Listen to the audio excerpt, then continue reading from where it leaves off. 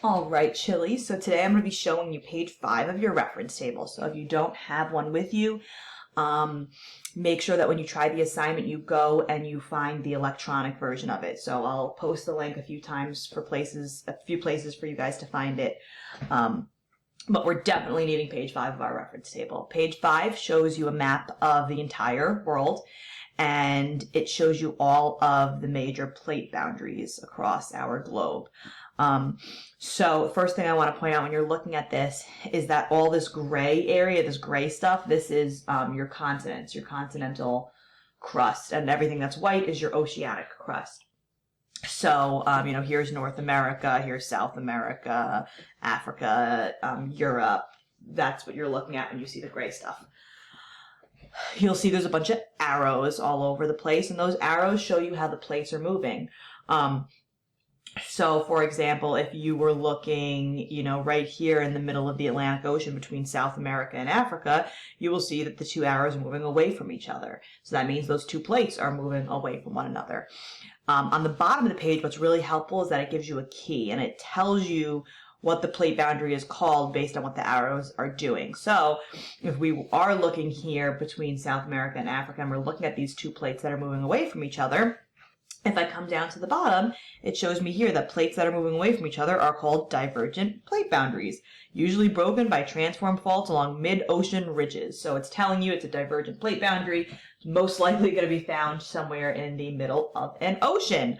When the arrows are moving towards each other, like they are right here, that is a convergent plate boundary. So you'll see a convergent plate boundary right here. You'll see a convergent plate boundary, another example right here, another example right here. So those are your convergent plate boundaries when the plates are moving towards each other. The last major plate boundaries are transform plate boundary when they're moving past each other. So this is when the arrows are just sliding past each other. We have one right here. We have one right here where they're sliding past each other. We have a whole bunch down here where they're sliding past each other. But that's what the arrows are showing you. They're showing you how the plates are moving. Something else I want to talk about is this little star on the bottom. It's called a mantle hotspot. You don't need to know what that is today for your assignment, but it is going to be coming up later in the week. So wherever you see a little star, that is a mantle hotspot. So there's the Hawaiian hotspot, the Canary Islands hotspot, the Iceland hotspot. Again, those will be coming up later in the week, but I just want to make you aware that that is what the little star represents, a hotspot. I think the last thing I want to talk to you about this page is that there's also a little bit of latitude and longitude. So if you're somebody who hated latitude and longitude at the beginning of the year, I'm going to bring it back a little bit right now because as you can see, you got all sorts of coordinates around the pages. So I will ask you a little bit of a review on latitude and longitude. So for example, just to review, 0 right here will connect to the 0 on the other side, and this represents our equator. So actually, let me draw it in. It's not going to be a perfect line, but if I go from 0 here over to 0 on the other side, that is my equator. And that represents my latitude line. So all of these imaginary lines that are going horizontal across the page are my latitudes. Anything that is above 0 is going to be considered a north latitude. Anything that's below 0 is going to be considered a southern latitude.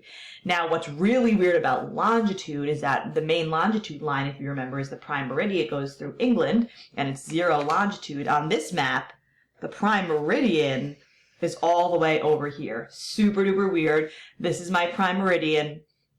180 degrees on the opposite side of the Earth is the international date line, which is 180 degrees, and this is your international date line. So this map is definitely set up odd in terms of longitude, but anything to the left of the 0 all the way to the 180 is going to be west of the prime meridian, and then anything that would be to the right of the 0 would be east. But what's really weird about this map is that that is all of these numbers over here. All right, so it's kind of weird. If I ask you to use coordinates to find a specific location on the map, which I will, this is what you're going to want to be using, all right? The latitudes that are north of the equator are up here, south of the equator are down there, and then your longitudes are your vertical lines on here. So if I said maybe, what plate is located at 40 degrees north of the equator? So you'd find 40 degrees north right here. It's going to be somewhere along here. So if I say 40 degrees north and 120 degrees west, that would be this guy right here. You know, you bring them together and you're at the Juan de Fuca plate right there. Okay, so that's how you're going to use this. This is a great map.